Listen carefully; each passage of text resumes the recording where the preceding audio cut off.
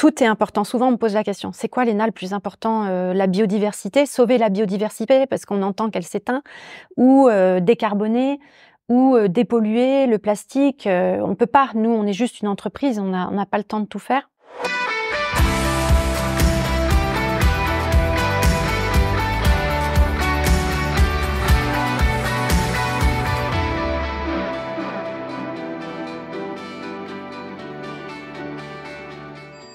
Trois ans que l'on se court après, entre le palace, l'école à Chambéry. Il était temps d'enfin se rencontrer, mais je n'avais pas de doute que notre passion pour l'humain et pour l'écologie également nous ramène l'un vers l'autre. Je suis donc ravi qu'on puisse se retrouver ici à l'hôtel Sico de Bordeaux. Bonjour Léna Le Goff. Bonjour Maxime, je suis aussi enchantée que toi Il était temps, hein. Oui, de pouvoir te retrouver autour de cette belle discussion. Il était temps. On a en plus la chance d'être accueillis dans un bel établissement à l'hôtel Sico. Tu peux rapidement nous le présenter? C'est pas ton hôtel, mais je te laisse quand même nous l'introduire. J'ai choisi et demandé à Séverine Perrier, qui est la directrice générale de l'hôtel, si elle acceptait de nous recevoir. On cherchait un lieu à Bordeaux, qui est notre endroit, en tout cas le mien, depuis quelques années. Et puis également un lien avec l'écologie et l'environnement, on va y revenir, et avec l'hôtellerie. L'hôtel Sico, sur les quais à Bordeaux, a une très très forte empreinte et mission pour réduire son impact environnemental, et ça m'a plu. Voilà. Donc merci à Séverine. On les remercie vraiment, et moi je suis passé quasiment tous les jours des 3 dernières années devant, en tout cas chaque fois que je suis à Bordeaux. Je n'étais jamais rentré, en plus je suis content de le découvrir. On a une magnifique vue qu'on peut pas vous faire profiter sur l'écran, on a essayé de cibler sur nous, mais on a une jolie vue sur la Garonne et le pont Chaban-Delmas. Elle va nous inspirer. Voilà. Pour l'échange. Écoute, il y a beaucoup de choses à dire. J'ai un petit peu teasé le fait que nos parcours s'étaient croisés à plusieurs reprises sans jamais pouvoir nous amener à avoir cet échange-là. Je veux bien que tu me dises un petit peu qui tu es et comment est-ce que tu en es arrivé là. Je sais que ton parcours pro est très long, mais il y a des flashs que tu vas pouvoir nous présenter. Oui, mettre en avant. Des études à l'Université de Savoie à Chambéry sur un parcours d'IAE, donc de master professionnalisant, où je donne... Là aussi, pardon, mais il faut quand même qu'on les salue, parce que c'est le premier croisement, premier lien. Exactement. Tous les deux passés par l'IAE Savoie-Mont-Blanc, qui, moi j'en garde un très bon souvenir, en tout cas très très bonne école, et j'en parle souvent. Au cœur des montagnes, dans un environnement incroyable, et pour lequel je donne des cours depuis maintenant plus de 15 ans. On y reviendra tout à l'heure. Et oui. C'est pour ça que c'est important de le souligner dans le parcours. Et puis une carrière hôtelière, 25 ans, dans l'opération, les mains dans le cambouis, plutôt réception, hébergement, et puis beaucoup commercial, banque et vente.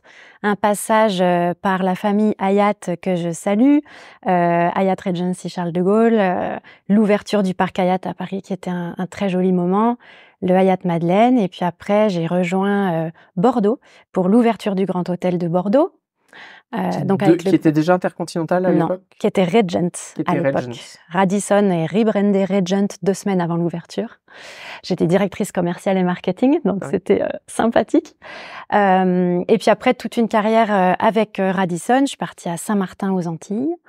Et ensuite, un passage, j'ai quitté les chaînes et je suis revenue à Paris pour mon premier poste de direction générale, cette fois-ci avec des propriétaires particuliers, la famille Marang, que je salue aussi. Superbe expérience au Grand Hôtel du Palais Royal. Et enfin, presque 5 années au Palace des Sources de Caudalie, donc retour à Bordeaux. Voilà. J'ai quitté l'opération hôtelière l'année dernière, ça fait plus d'1 an maintenant. On va en reparler, mais maintenant j'ai ma structure qui me permet d'accompagner les hôtels et les restaurants dans la transition environnementale. Ouais. Justement, alors évidemment, on va devoir à un moment ou à un autre détailler certains points de ton parcours. J'aimerais bien comprendre, toi qui as fait un peu cette ligne directe, réception, profil, hébergement, commercial, jusqu'à des postes de direction palace, qui, pour des gens comme moi, c'était un peu le Graal que moi j'ai longtemps visé. Toi, tu as touché ce Graal, et c'était le tien, je l'entends bien. Aujourd'hui, tu as bifurqué pour créer ta société. Tu vas nous expliquer aussi un peu plus ce que tu fais, mais pourquoi ce changement et un peu comment ça se fait, quelles sont les étapes pour arriver là où tu es aujourd'hui? Oui. Quand il a fallu que je choisisse mon orientation et que je me dise qu'est-ce que je vais faire plus tard, bien sûr j'ai réfléchi à ce qui m'animait. Je repense toujours à mon père qui travaillait comme un fou dans l'informatique, qui prenait jamais de vacances et qui nous amenait chez mes grands-parents en prenant 2-3 jours dans des relais et châteaux. Donc ça a forgé mon esprit du beau, de la belle maison, mais aussi d'être accueilli, de l'hospitalité. Et je me suis dit, un jour, je serai directrice d'une belle maison et d'un établissement incroyable. Et j'ai touché du doigt. Je suis vraiment arrivée à faire ce que je voulais en grimpant, comme tu l'as dit, hein, par différents métiers. J'ai commencé tout en bas, réceptionniste. Et puis après, hébergement, commercial, direction opérationnelle, pour arriver au poste de directrice générale. Combien de temps, juste pour aussi les plus jeunes qui nous regardent et qui se disent « Tiens, moi j'aimerais bien aller à ces postes de direction », combien de temps entre ton début de carrière professionnelle et l'atteinte de ton premier poste de direction? 10 ans. Enfin, 5 ans pour un poste de chef de service en direction commerciale, 8-10 ans pour un poste de direction des opérations, IEM numéro 2, et oui, 15 ans pour des postes de direction générale. C'est à la fois long pour un jeune qui aurait 20 ans et qui se dit « Ah, moi 10 ans c'est le bout du monde », et à la fois c'est extrêmement court pour arriver à ce qui est le plus haut poste de direction d'un hôtel et plus tard un palace. C'est quand même une très courte durée pour atteindre un tel niveau. Et puis des changements tous les 2 ans de poste. Donc il faut quand même faire un petit peu, et puis être un petit peu à l'aise aussi à un moment, de pouvoir être en maîtrise, de pouvoir profiter des graines qu'on a semées en rentrant dans le poste avant de passer au poste suivant. Complètement, complètement. Et donc comment tu arrives à, je sais pas si on peut dire bifurquer, en tout cas il y a quand même, ici il y a quand même un virage entre un poste de direction salarié à ce que tu fais aujourd'hui. Alors c'est pas venu d'un seul coup, hein. C'est quelque chose qui a grandi en moi. J'ai toujours été sensible à l'environnement. C'est quelque chose qui a grandi en moi, qui a poussé, qui est devenu, on va dire, de plus en plus important dans ma vie. Mais j'avais déjà fait plusieurs choses en opération, c'est-à-dire j'ai renouvelé 5 labels clés vertes, j'ai fait de l'affichage environnemental lorsque j'étais à Paris. Aux sources de Caudalie, on a profité du fonds du tourisme durable avec l'ADEME pendant le Covid. On a monté tout le dossier pour être le premier palace à avoir l'écolabel européen. J'ai réalisé un bilan carbone. Donc il y avait déjà énormément de choses pendant l'opération qui faisaient... À chaque fois, donc à ton initiative. À mon initiative, et puis bien sûr avec les propriétaires qui avaient envie aussi d'aller dans qui m'ont cautionné, qui avaient envie d'aller dans ce sens-là. Et c'est parce que tu avais un attrait extérieur pour des sujets de planète que tu as essayé de ramener ça dans l'entreprise, ou est-ce que, je sais pas, à un moment tu as fait une formation et tu as eu une révélation, comment ça t'est arrivé, tu sais? Oui, je peux le dire à l'antenne, on va dire. Je pense que voilà, une des choses qui m'a vraiment sensibilisée, c'était la maladie de mon père, qui a été atteint d'un cancer. Et de l'accompagner, en fait, ça fait réfléchir à beaucoup de choses sur ce qui se passe dans notre planète. En plus de ça, j'avais déjà, bien sûr, une sensibilité à la nature, au vivant, parce que c'est un mot qui, quand on n'est pas dedans, peut paraître un petit peu « Ouh, tu parles du vivant, c'est bizarre ». Mais quand on apprivoise le mot, en fait, ça fait beaucoup de bien de parler de la vie et du vivant. Et je me souviens d'un premier... On m'a souvent posé la question « Depuis quand, en gros, depuis quand t'es devenu écolo, sensible à la nature ?» Moi, si tu me poses la question pour moi-même, je ne saurais pas te dire, franchement. Et quand tu retournes dans tes souvenirs, en fait, j'ai essayé de chercher, et je me souviens d'un des premiers voyages en avion que j'ai fait. Je regardais par le hublot et je voyais, en fait, tu prends cette élévation où tu vois la terre, tu vois les rivières, tu vois les dénivelés, tu vois les montagnes, tu vois, et puis partout, tu vois l'homme. Partout, tu vois des maisons, tu vois des prés qui sont sagement orchestrés, l'agriculture qui s'est installée. Même dans la montagne, tu vois des routes, des chemins. Et en fait, j'ai eu cette première vision en me disant, en fait, on est un peu comme un parasite quelque part. C'est-à-dire qu'on est présent partout, on s'installe, on change, on transforme, on s'impose. Donc, c'était déjà en moi depuis très longtemps. Et donc, à un moment, c'est devenu très fort, cet appel. Et j'ai voulu que ça aille plus vite. J'ai voulu donner plus de moi pour aider, pouvoir toucher plus de monde, pouvoir aider beaucoup plus d'hôteliers, parce que quand on est hôtelier, on a, comme tu le sais très bien, l'excellence de service. Je veux dire, la première personne qui est en face de nous, c'est le client. Oui. C'est pour lui qu'on veut tout donner, et sinon, on ne fait pas ce métier. On est là pour aider. Et puis après, quand on monte dans le poste, on le fait aussi parce qu'on a envie d'aider ses collaborateurs à grandir, à mieux s'organiser, à déplacer des montagnes ensemble. Et puis après, ça va plus loin. Tu as envie d'aider à avoir un impact qui soit plus sain, à prendre des décisions plus en responsabilité pour l'environnement, pour les fournisseurs aussi qui te fournissent des choses. Tu as envie de le faire et d'avoir une meilleure relation. Et puis pour la planète, pour le sol, pour la nature qui t'environne. C'est comme ça que j'ai sauté le pas. Ouais. Tu vois, moi, une question que je me pose souvent, donc je suis très contente de te faire réfléchir toi là-dessus. Tu parlais d'excellence de service, en effet, c'est un peu ma thématique favorite. Comment est-ce qu'on peut combiner cette thématique-là dans des établissements type Palace dans lesquels toi et moi on a pu travailler, avec cette problématique RSE et spécifiquement écologique que tu viens de citer, et est-ce que c'est compatible? Alors, je n'utiliserai pas le mot problématique. C'est pas une problématique, c'est une opportunité. Ouais. Tout est une question de regard. Tout à fait. Voilà, tout est une question de, bien sûr, de vision et de construction. Moi, je questionnerais différemment. C'est peut-on encore de nos jours faire de l'excellence de service sans aucune considération RSE ou en tout cas environnementale et sociétale? Moi, j'ai envie de dire que non. Et c'est vrai que c'est un chemin que je parcours. Il y a quand même une dualité. Quand tu parles de problématique, c'est une réalité. On est dans le monde de l'entreprise. Tous les jours, on doit faire dans un temps donné, et on le sait parce qu'on est hôtelier, on court pour faire notre métier, donner du service aux clients, faire tout l'administratif qui nous est demandé derrière. Comment est-ce qu'on peut faire en plus pour intégrer des données RSE, mais aussi peut-être que dans ta question, il y a une question de qualité. C'est-à-dire, est-ce que je peux faire de la RSE? Est-ce que je peux être environnementalement correct en gardant une top qualité de service? Est-ce que RSE peut être égal à, en effet, tu dis très haute qualité de service, niveau Palace, et est-ce qu'on n'est pas obligé de réduire notre niveau de service pour pouvoir atteindre un plus haut niveau de RSE, si on peut poser la question comme ça, absolument. Oui, tout à fait. Alors moi, je verrais vraiment les choses dans l'autre sens, encore une fois, et je pense non seulement que c'est possible, mais surtout que ça devient même actuellement presque un devoir. Alors, ça peut l'être parce que il y a quand même, il faut le dire, depuis le Covid, qui a été vraiment un réel accélérateur, et c'est vrai, il y a une sensibilisation pour les questions environnementales qui deviennent vraiment une demande client. Pas pour tout le monde, pas sur tous les segments de marché, pas pour tout type de clientèle, mais aucune entreprise n'a envie de ne pas être une bonne entreprise, en tout cas. Donc, ça peut être pour des raisons réglementaires, parce que de plus en plus, on est contraint à devoir faire.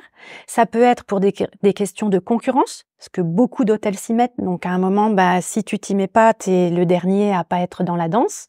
Et ça peut être aussi vis-à-vis d'une image clientèle.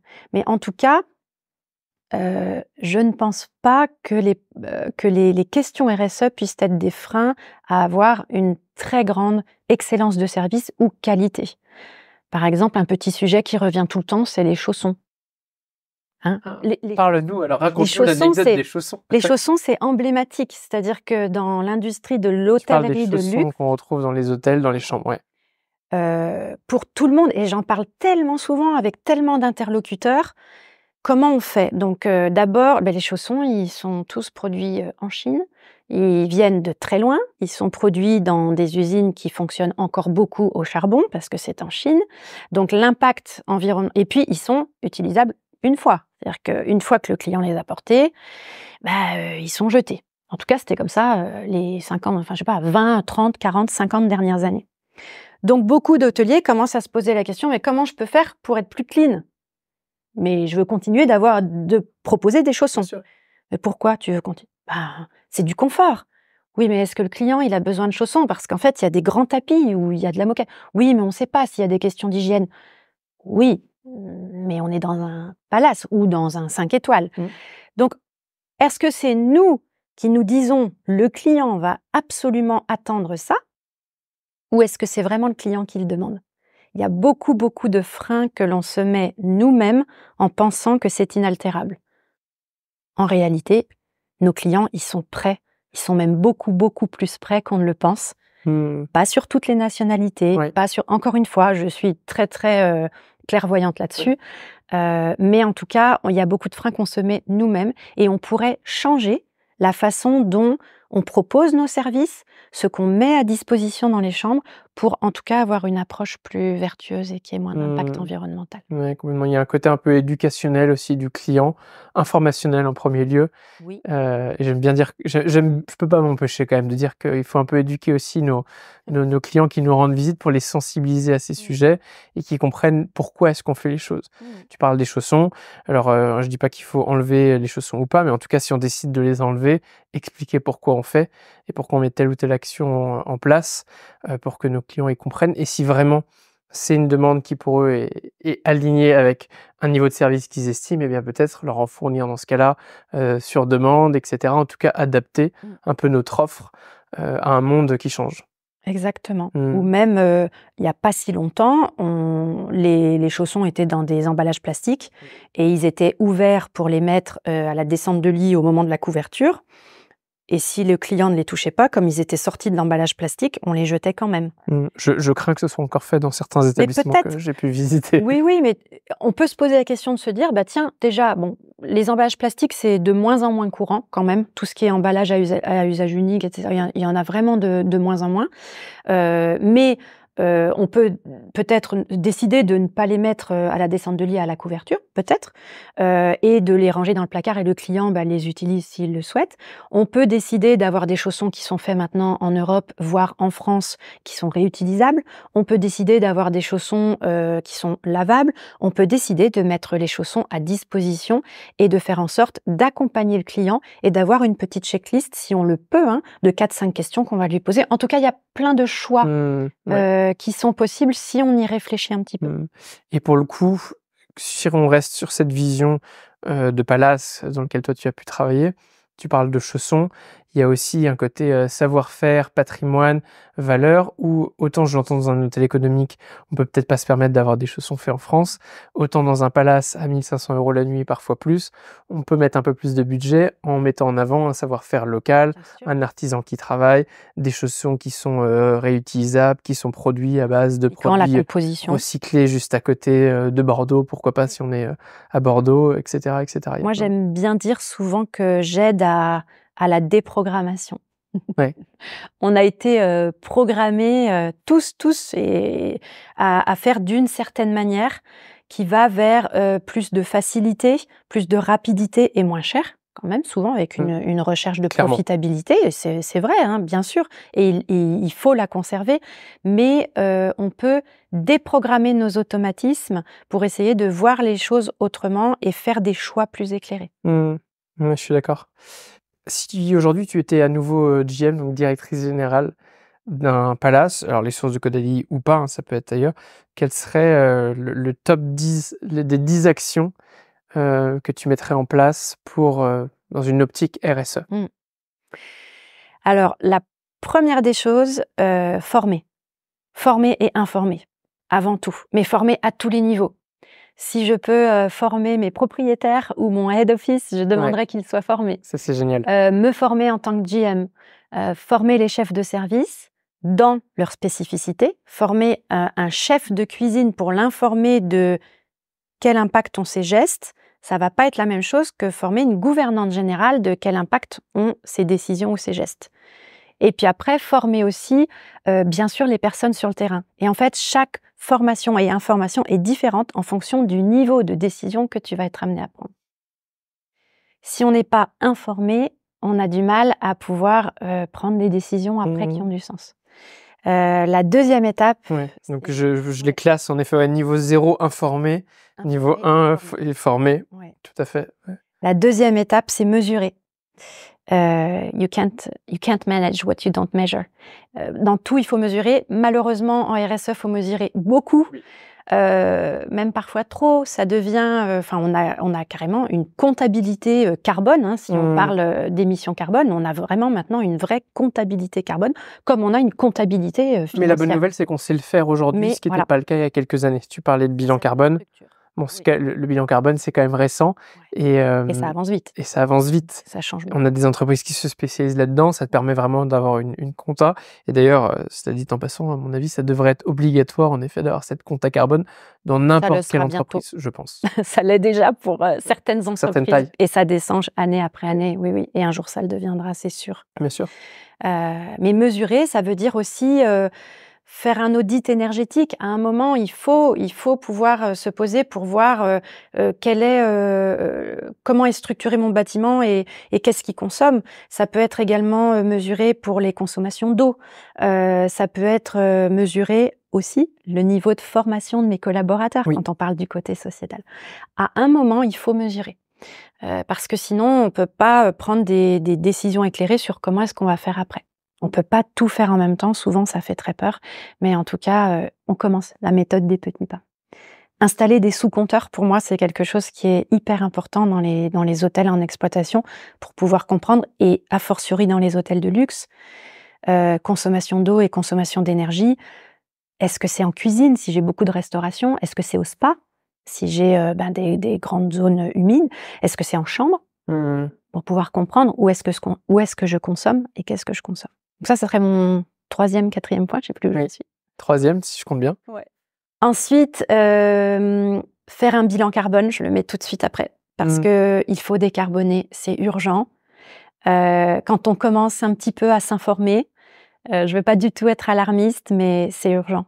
Et il faut absolument que tout le monde, à son niveau, alors là j'utilise il faut de manière un petit peu volontaire.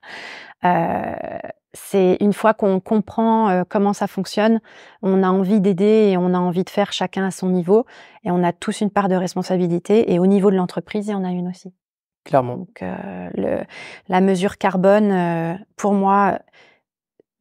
Tout est important. Souvent, on me pose la question, c'est quoi, Léna, le plus important? La biodiversité, sauver la biodiversité parce qu'on entend qu'elle s'éteint, ou décarboner, ou dépolluer le plastique. On ne peut pas, nous, on est juste une entreprise, on n'a pas le temps de tout faire. C'est vrai. C'est très compliqué d'intégrer tout ça alors qu'on n'avait rien qui gérait tout ça avant dans nos entreprises. Méthode des petits pas et faire un bilan carbone, pour moi, ça fait partie des urgences pour comprendre.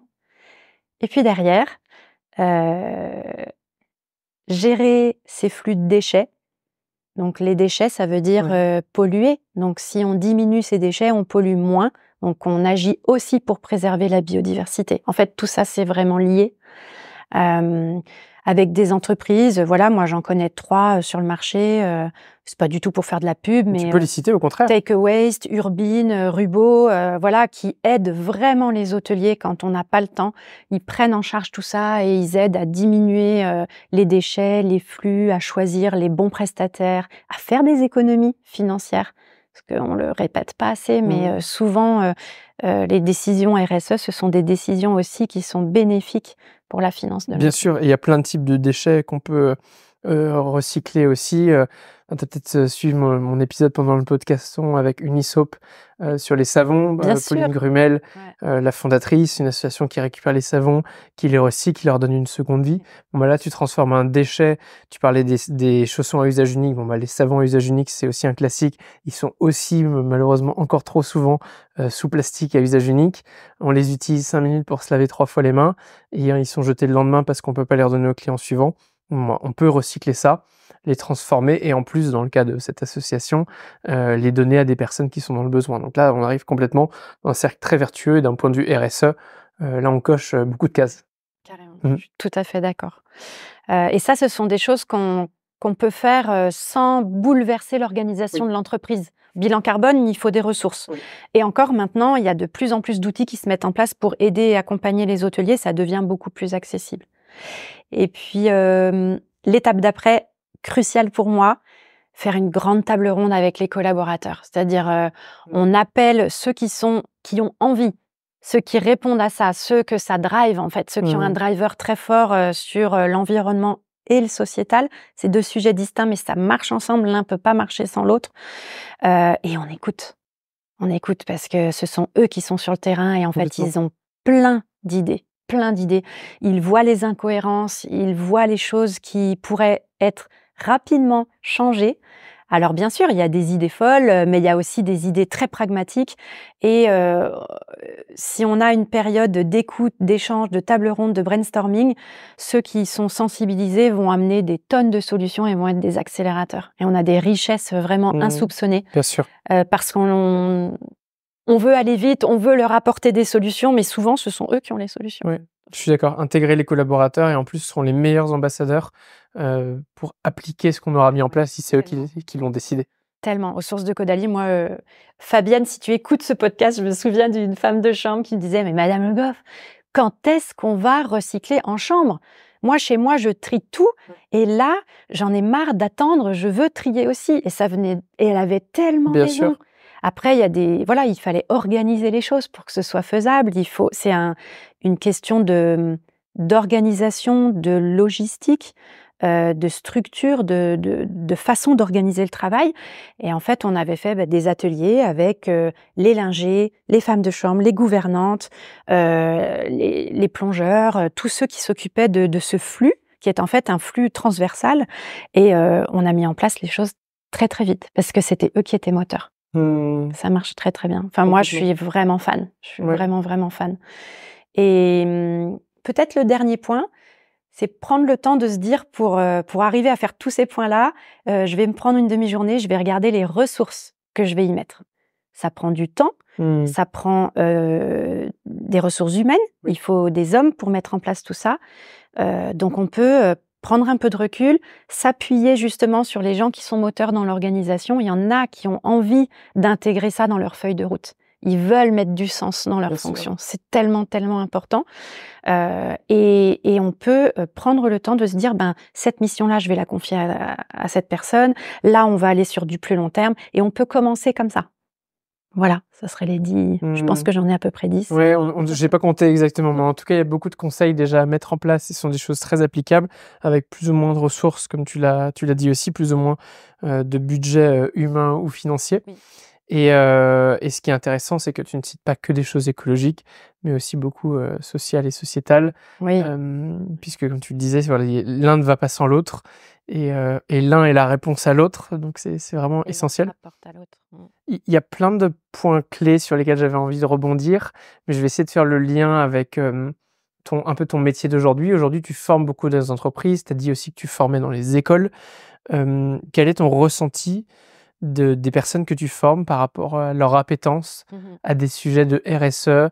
Comment est-ce qu'ils réagissent à ça? Oui. Il y a un panel très varié et c'est intéressant. Alors, c'est vrai que une fois qu'on tombe dedans, c'est un peu comme la marmite d'Obélix. Oui. On va de plus en plus loin et moi, personnellement, je m'instruis beaucoup, je lis beaucoup. Et quand après, on va former ou on a différents publics, on se rend compte que le niveau de sensibilisation, le niveau d'implication, il est très, très différent et très varié. J'ai des publics par exemple, collégiens, lycéens, dans un campus Montessori, où là, j'ai des gens jeunes, mais qui sont très sensibilisés, qui ont des cours de permaculture, et qui sont très clairement les porteurs de demain de toutes ces envies de faire les choses différemment. Protection de la nature aussi beaucoup.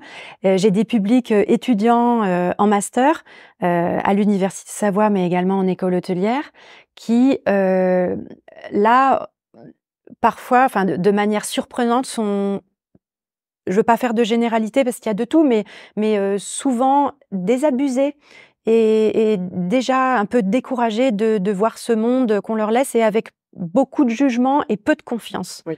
Peu de confiance en les gens qui les gouvernent, mais aussi dans les sociétés, dans la publicité. Beaucoup de méfiance, de greenwashing. Donc, il faut leur dire que d'autres choses existent et qu'il y a d'autres façons de faire et qu'on peut être acteur. Et puis dans les entreprises, c'est normal. Il y a différents publics. Il y a des gens qui, dans leur vie privée, vont être très convaincus et vont avoir tellement envie d'apporter et de faire des choses dans l'entreprise. Il y en a qui vont être focalisés sur leur métier, sur leurs acquis, dont ça ne fait pas partie en fait de la vie journalière du tout. Ça fait pas partie de leur vie. Mais comme je l'ai dit tout à l'heure, aucune entreprise a envie d'être taxée d'être une mauvaise entreprise. Aucun employé n'a envie de travailler pour une mauvaise entreprise. Non. Et aucun employé ou aucun collaborateur n'a envie de faire du mauvais travail. Souvent, ce sont des peurs, des freins, et ça se comprend tout à fait. Moi, j'ai vécu toute une partie de ma vie sans avoir cette dimension RSE en moi.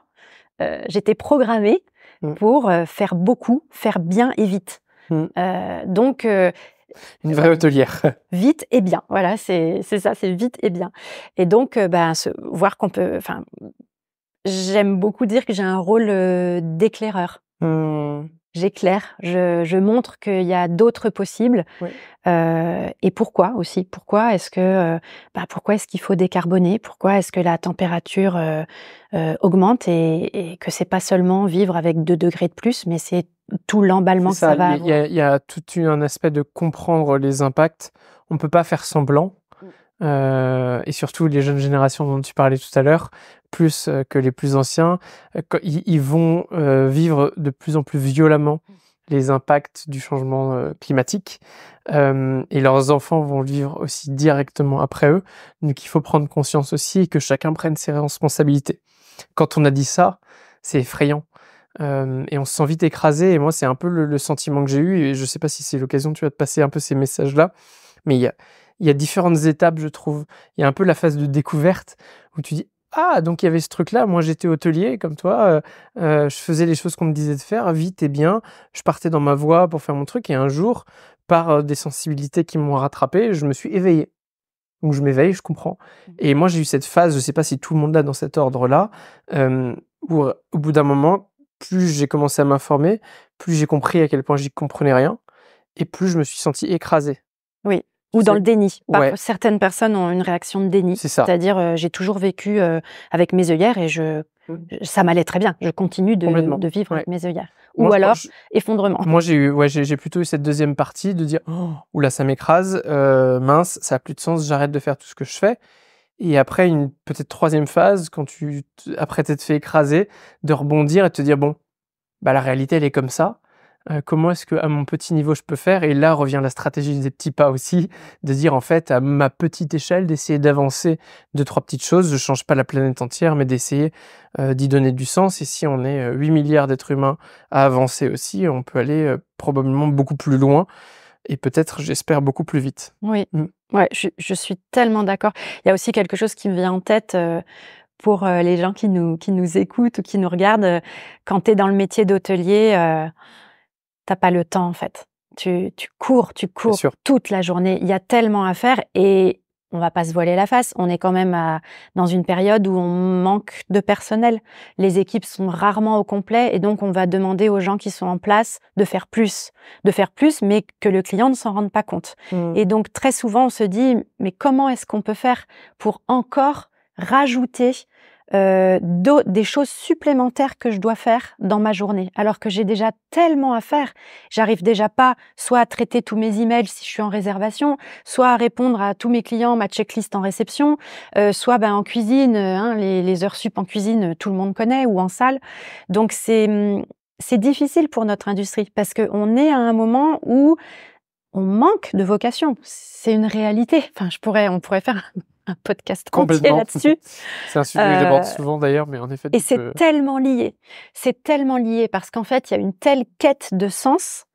L'excellence de service que toi tu prônes, elle est tellement essentielle parce que tous les hôteliers qui font ce métier, c'est pour ça. C'est pour aider, c'est pour rendre service. C'est parce qu'on est des gens qui sommes dans le contact, dans le care. J'aime beaucoup ce mot anglais. Et en fait, ça interpelle beaucoup dans les personnalités hôtelières le fait de devoir aussi respecter la nature. Mais souvent, on se dit, mais j'ai pas les outils. Il faudrait que j'ai plus de monde dans mon équipe, ou alors il faut m'enlever, je sais pas moi, des choses à faire. Et c'est pour ça que je dis qu'il faut qu'on déprogramme. parce que tous ensemble, à tous les niveaux de la hiérarchie hôtelière, il faut que l'on se mette tous ensemble pour se dire qu'on peut faire les choses différemment et on peut gérer un hôtel différemment en mettant les priorités et les prérogatives à d'autres endroits. Ouais, c'est un tout et je me dis qu'en effet, tu parles de quête de sens, on parle de génération. Quand tu donnes un sens, qui va au-delà du travail aux personnes, tu les fidélises, tu les engages, tu t'assures qu'elles se donnent à 100 et même plus, pour, ton entreprise et pour le bien-être de tout le monde. Donc c'est extrêmement positif et ton ROI pour rester business, tu vois, ton retour sur investissement, il est encore meilleur. Alors qu'au début, ça paraît complètement contre-intuitif Oui, finalement, tu vois? exactement. Au début, tu te dis: «Mais je peux pas insérer encore cette contrainte». Ouais. Et en fait, si tu arrives à ne pas la voir comme une contrainte, mais la voir comme une opportunité, L'opportunité dont tu parlais, ouais. c'est pour ça qu'il faut agir à tous les niveaux. Si Mmh. c'est qu'un seul niveau qui agit, il va être bloqué en haut ou en bas. Donc bien sûr, ça doit venir, pour moi, bien sûr de la direction. Il faut qu'il y ait une ouverture pour pouvoir mettre ça en place. Mais on a aussi vu J'aimais parfois beaucoup ce que tu disais quand même de même parler des propriétaires. bien sûr, Parce que on le voit bien d'ailleurs, toi et moi, dans les établissements qu'on accompagne, que quand le propriétaire est impliqué et qu'il est demandeur, ça va beaucoup plus vite et beaucoup plus mais loin. bien sûr. Et les propriétaires sont souvent, ceux qui vont, construire, bâtir ou rénover le produit. Donc il y a un énorme impact après, opérationnel sur l'environnement. Donc il faut Mmh, qu'ils soient impliqués dès le début. complètement, ouais. Tu, tu nous as pas vraiment parlé de ce que tu faisais aujourd'hui. Oui, D peut-être, mais tu nous as dit effectivement. plein de choses, c'est extrêmement intéressant, mais j'aimerais bien qu'on comprenne un petit peu la fin ou en tout cas là où tu en es aujourd'hui du virage, parce que tu vas peut-être continuer de tourner encore. Aujourd'hui, qu'est-ce que c'est ton quotidien? Oui. 3 piliers dans mon activité. La première donc c'est, donner des cours en RSE en hôtellerie. Donc je donne des cours par exemple de, management opérationnel durable. Tout devient, durable ou de pratiques gagnantes en RSE. Pour moi, il y a rien de mieux que de planter des graines, avec des jeunes qui vont demain être sur le marché du travail. Le deuxième pilier, c'est un pilier, de formation, donc au sein des hôtels. Donc là, en formation continue, sur les éco-gestes, sur la RSE, Mmh. les formations notamment servant au classement hôtelier, puisque maintenant, il y a 27 critères supplémentaires dans le classement hôtelier qui ont attrait à la RSE et au développement durable. Et le troisième pilier, c'est un pilier, d'accompagnement des hôtels. Donc ça peut être, mettre en place, une charte RSE, ça peut être des toutes petites missions comme, guider sur, comment mettre en place des fontaines à eau et enlever les bouteilles d'eau en plastique. Ça demande un changement, structurel et organisationnel dans la façon de faire les choses. Mais ça peut être des grandes missions aussi, sur par exemple là, j'accompagne, l'hôtel Les Lumières à Versailles qui va ouvrir, au mois de juin sur toute la mise en place de la politique RSE. Ils ont également, une nouvelle identité de marque sur, l'accompagnement de la mise en place de l'éveil au sein des maisons. Mmh. Donc là, on est sur le mieux-être, sur, être en pleine conscience, pour les clients bien sûr, mais bien sûr, ça interpelle aussi le collaborateur. D'accord. Et je les ai accompagnés à sourcer. Donc là, on est dans une démarche d'achat éco-responsable. Donc aller chercher, ça va de la machine à café au matelas, au linge de lit, au linge éponge. Comment est-ce qu'on fait pour essayer de sourcer, responsable et durable? Et Voilà. là aussi, tu as peut-être des conseils. Comment on fait pour trouver des sources? Alors j'avais eu Marine Pesco que tu connais peut-être, qui aujourd'hui, Oui. gère Ecolux, hein, qui est une marketplace justement pour des produits éco-sourcés. Je pense que ça c'est un bon moyen aussi d'aller chercher des produits. Mais comment on fait quand on est un hôtelier justement, pour trouver dans cette foire aux produits, les bons, responsables et tous vont nous dire qu'ils sont meilleurs que les autres, tu vois? Un peu comment est-ce qu'on fait pour faire son choix? Alors je l'ai pas encore mentionné, lors de ouais, de notre échange, mais je pilote également la commission, développement durable et RSE du club des dirigeants à Paris. Le club des dirigeants, c'est, un club, comme son nom l'indique, mais qui regroupe plus de 260 hôtels en 4 étoiles, 5 étoiles et palaces. Et donc par ce biais d'échanges, ça c'est une de mes envies, c'est-à-dire c'est d'ouvrir l'information au plus grand nombre. Donc par le biais de ces échanges et de ce club, on va entre nous, tous ensemble dire tiens, je cherche des poubelles mais à mettre en chambre, mais de tri, c'est-à-dire des poubelles avec 2 ou 3 compartiments. Et je cherche des pictos qui soient intuitifs pour la clientèle étrangère, pour savoir ce qu'elle doit recycler, parce que c'est bête, mais nous, Français, on sait maintenant ce qu'on met dans la poubelle jaune. Mais un Américain ou un Allemand, il sait pas du tout ce qu'il doit mettre dans la poubelle jaune. Donc, on échange entre nous. Et ça, c'est vraiment quelque chose que je trouve gratifiant, c'est que dans la RSE, surtout, on est dans l'échange et on va pas garder pour nous les informations. Si on a un bon fournisseur qui a des belles poubelles esthétiquement jolies, pratiques pour les femmes de chambre et qui en plus vont permettre de faire le tri, on échanger l'information. Donc tout ce qui est réseau club, je le mets beaucoup en avant parce que ça permet d'échanger. On a aussi tout ce qui est justement centrale d'achat, il y en a de plus en plus. Tu citais Marine, Ecolux, il y a également Wigo Greener qui a sa propre centrale d'achat qui s'enrichit vraiment et qui est pour des achats durables. Et qui sont à Bordeaux, on peut quand même être un peu chauvin. Oui, ils sont à Bordeaux, exactement, ils sont à Bordeaux. Et puis la troisième piste, c'est de changer nos façons d'acheter dans les hôtels. Ok. Posons-nous la question. Quand mon directeur d'hébergement vient me voir il y a quelques années, il va se reconnaître quand il va écouter ce podcast et qu'il me dit j'ai trouvé qu'est-ce qu'on cherchait, des jouets pour chiens, je crois. J'ai trouvé des jouets ou des écuelles, je sais plus, sur Amazon. Je lui dis non mais en fait il vous suffit de taper sur le moteur de recherche jouets pour chiens fabriqués en France. Ouais. Mais on peut aussi déprogrammer. Mais dans notre politique d'achat, se dire, tiens, je vais essayer de me dire, je vais d'abord chercher et je vais questionner mes fournisseurs. Les challenger. Je les challenge, mais bien sûr qu'ils sont challengés et bien sûr qu'on a un pouvoir en tant que consommateur. Donc, au lieu de leur dire, j'ai besoin d'un gel douche, on va leur demander, qu'est-ce que vous avez comme gel douche qui soit au minimum écolabel ou pouvez-vous m'envoyer la fiche? Moi, je le fais systématiquement et beaucoup d'entre eux en ont. Sauf que si on pose pas la question, ils vont pas donner l'information. Alors que beaucoup d'entre eux, il n'y a pas que nous qui avançons. Hein. En parallèle, tout le monde avance. Donc, changer. Alors, si on a un acheteur, c'est plus facile. Si on fait partie d'un gros groupe, c'est encore plus facile parce qu'on a des personnes qui sont dédiées à ça. Accor et tous les grands noms ont signé et mettent en place la nouvelle centrale d'achat qui devra être éco-responsable et durable. Mais si on n'a pas d'acheteur, si ce sont nos chefs de service qui font les achats, éveillons les consciences et formons-les pour que juste ils posent la question systématiquement. Qu'est-ce que vous avez? Est-ce que vous avez une mesure de l'impact carbone de ce produit? Non, très bien. Est-ce que vous avez des données sur l'impact qu'ils ont sur l'environnement? Et en fait, très vite, on trouve.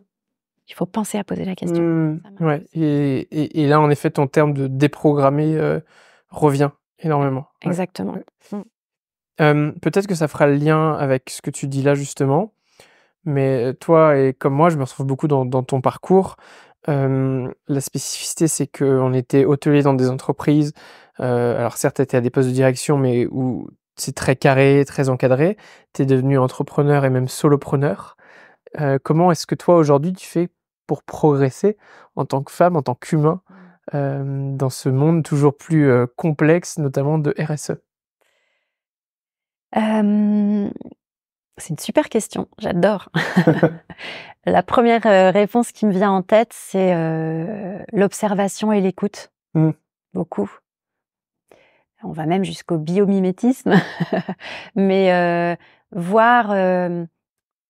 comprendre qui sont les interlocuteurs qu'on a en face, quels sont leurs drivers, comment est-ce qu'ils fonctionnent. Et ça s'applique à tout. Ça s'applique à nos clients, ça s'applique aux gens qu'on forme, ça s'applique même à nos amis, ça s'applique à la nature qu'on va observer, comment ils réagissent pour pouvoir s'en inspirer et pour pouvoir aussi accompagner au mieux et trouver les bonnes réponses. Ça, c'est très, très important pour moi. Le deuxième adjectif qui me vient en tête, c'est l'humilité. Et on l'utilise beaucoup, beaucoup en RSE, dans les formations que je fais, notamment, j'ai fait une formation avec Carbone 4, qui est un super organisme présidé par Jean-Marc Jancovici. Exactement, Jancovici. Et quand il donc mesurer son empreinte carbone. Donc vraiment là, tu rentres dans le dur du sujet et tu regardes comment tu mesures ton empreinte carbone, mais pas à quelle entreprise tu vas faire appel, mais comment est-ce que toi, tu vas toi-même mesurer. Et la première des choses qu'il présente, c'est l'humilité. L'humilité. Une fois que tu vas avoir mesuré, fais preuve d'humilité. Tout ce que tu ne sais pas mesurer, tu dis que tu ne sais pas le mesurer. Tout ce sur quoi tu as des facteurs d'incertitude, tout ce sur quoi tu as un gros impact et que tu n'es pas capable pour l'instant de réduire, tu vas le dire. Transparence, humilité. C'est vraiment 2 mots qui pour moi me font progresser énormément. Et je crois qu'on en avait parlé à un moment, mais quand on parle de paradoxe et se dire moi j'essaye de donner des conseils, mais je suis loin d'être vertueuse en tout point, restez humble. Ouais. Restez humble surtout, et personne n'a la solution dans ce chapitre environnemental. Écoute, c'est un bon moment pour passer ce message-là, parce qu'en effet, on en a discuté en off.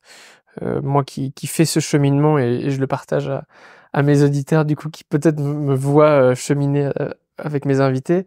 Moi, pendant longtemps, j'ai pas osé en parler du tout, parce que je me sentais pas légitime et parce que je me sentais pas parfait.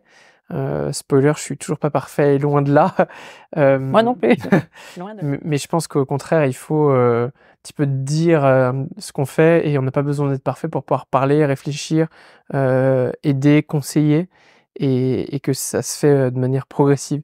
Et Jean Covici lui-même, aussi bon soit-il, n'est pas parfait. Bien sûr. Ouais. Personne n'est parfait, et on fait face à des problématiques et à des réflexions auxquelles l'humanité n'a jamais fait face avant. C'est vrai. Avant, le plastique n'existait pas. Avant, on produisait pas de carbone. Avant, on n'avait pas de structure de société. On n'avait pas le digital.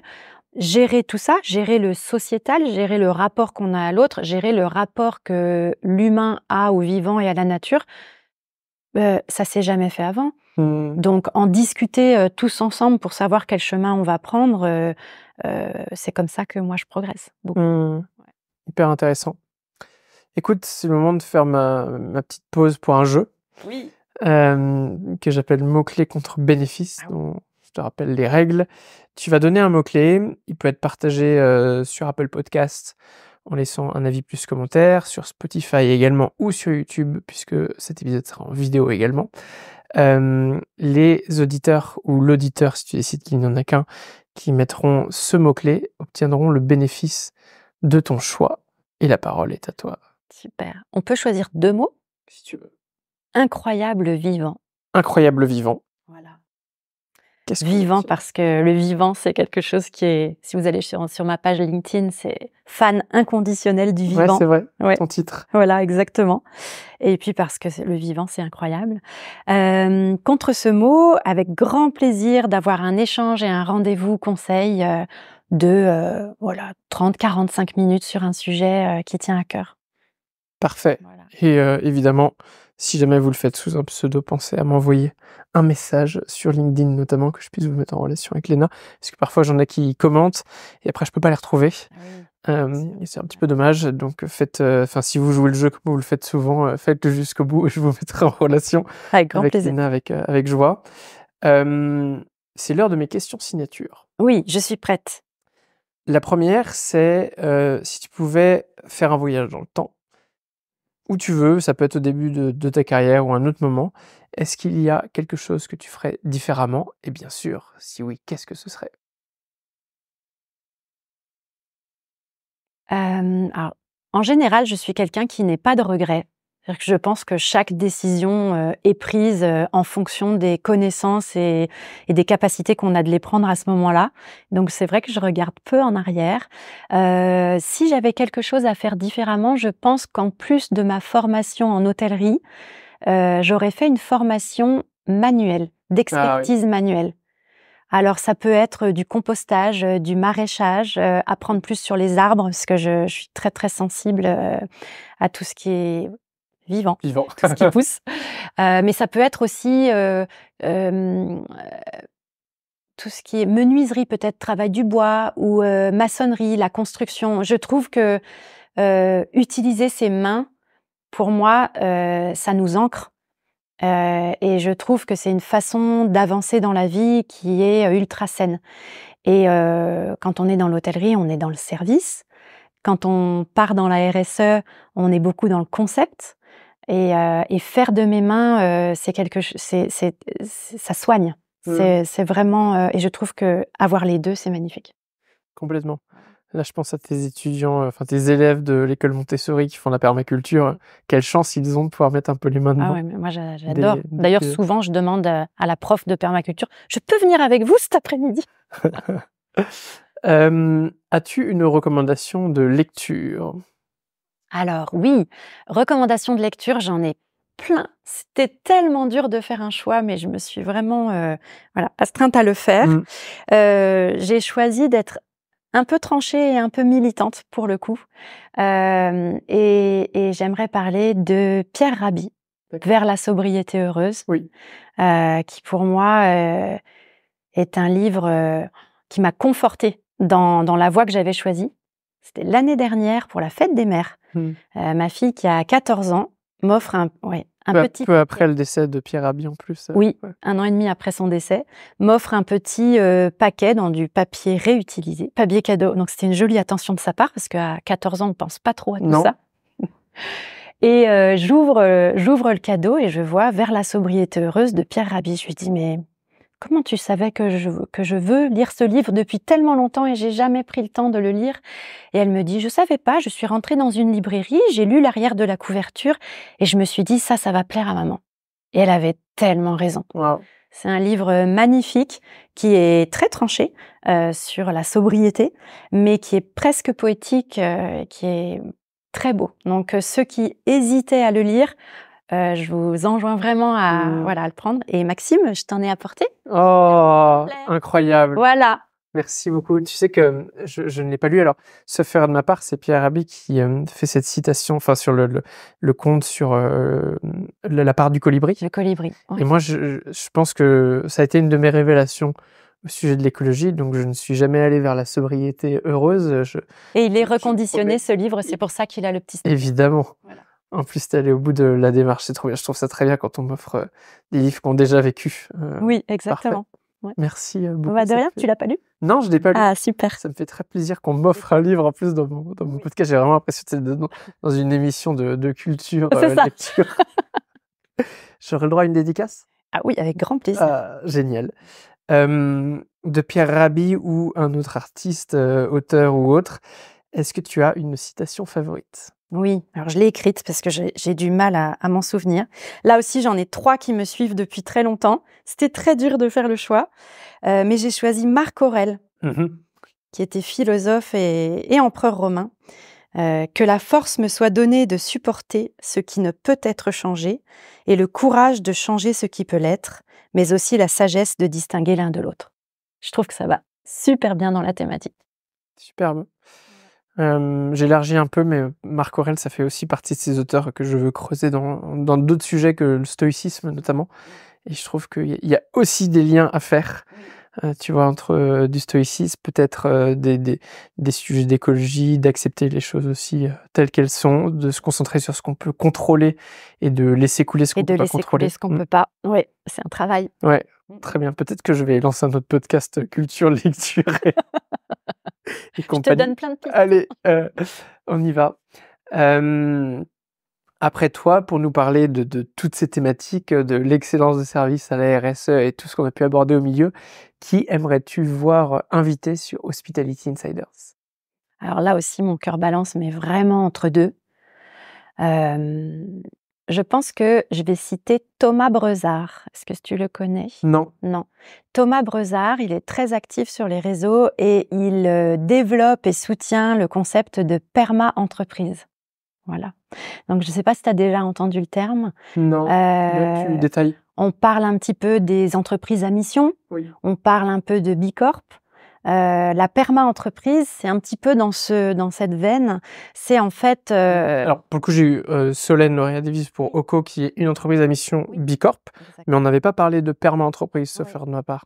Perma-entreprise, alors c'est pas un label, c'est un modèle, on va dire. Un modèle, comment rendre l'entreprise J'espère que je vais bien en parler et Thomas, si tu m'écoutes, excuse-moi si je ne le dis pas correctement, mais qui prend en compte tous ces aspects environnementaux et sociétaux et surtout, travaille sur la répartition de la valeur, également. C'est-à-dire, toute la valeur que je crée dans l'entreprise, comment je la répartis. Alors, les 3 sont aussi importants, hein, mais l'aspect environnemental, on en a pas mal parlé. L'aspect sociétal, on en a moins parlé, mais par exemple, combien d'heures de formation, je prévois pour, l'ensemble de mes collaborateurs par an? D'accord. Par exemple. Si on lit j'ai le chiffre comme ça en tête, mais si on lit le rapport de Radisson, le rapport Sustainability pour tout le groupe, hein, 2022, puisque j'en parle avec mes étudiants, on est sur 18 heures par personne par an. C'est-à-dire que c'est une moyenne, hein, chaque collaborateur du groupe Carlson Residor ou Radisson, Ouais. ouais. Radisson Hotel Group, voilà, c'est ça. C'était le nom avant, non, Carlson. Oui, c'était avant. Ouais. Radisson Hotel Group, c'est 18 heures par collaborateur par an. Si tu es au plus haut niveau de la perma-entreprise, c'est 20 jours par collaborateur par an sur le temps de travail que tu leur offres pour la formation professionnelle. Exceptionnel. Bon. Voilà, par exemple. Donc, Thomas, si tu nous écoutes, je serais ravi de parler permaculture et hôtellerie, oui. Perma-entreprise et hôtellerie. Bien sûr, ça vient de la... Ça vient de la permaculture. Et bien sûr, Thomas en parlera beaucoup, beaucoup mieux que moi. Excellent, génial. Quelqu'un qui aimerait continuer cet échange ou pourquoi pas bénéficier de tes conseils, quel est le meilleur moyen de te contacter? Alors, le meilleur moyen, je pense, via LinkedIn, via mon profil. J'ai un manteau jaune, je suis très visible sur LinkedIn. Donc, avec grand plaisir, je réponds très rapidement. Et puis sinon, avec mon adresse mail que je te donnerai, que tu pourras noter également. Les références. Voilà. En dessous, dans la description de l'épisode. Léna, c'est l'heure de te laisser le mot de la fin. C'est probablement la seule fois de l'épisode où je ne réagirai pas sur ce que tu diras. Si tu avais un tout dernier message à faire passer à nos insiders, quel serait-il? Alors tout d'abord, merci beaucoup à Maxime de m'avoir accueilli pour ce superbe échange. Merci à vous tous de nous avoir suivis. J'espère que ça vous a un peu emporté et donné envie. Si vous faisiez, si vous preniez une première décision, si vous aviez envie de faire un premier pas ou si vous êtes déjà dedans à 100%, si vous aviez envie d'en faire un plus grand, je vous invite à réfléchir à quel serait-il et puis de vous lancer et surtout d'oser faire différemment et d'oser faire pour le vivant, en espérant vous avoir donné envie. Merci beaucoup.